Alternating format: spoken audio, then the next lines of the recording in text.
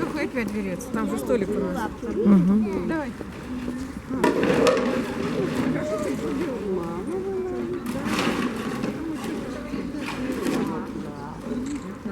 Хочет еще раз купить.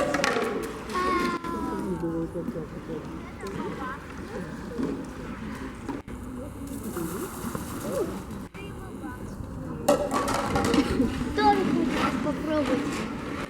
Уселась, смотри на ступеньки.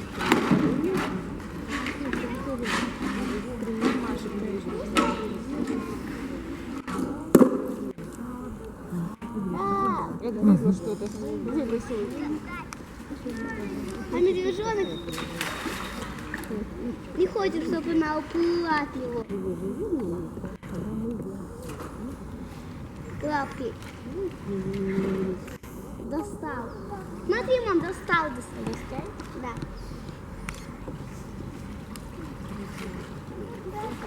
И опять смотри, куда же?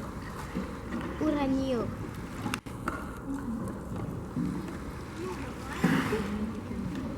Почему ему нельзя в воду? Замерз? Мам, почему он не лезет в воду, когда у него всплывает?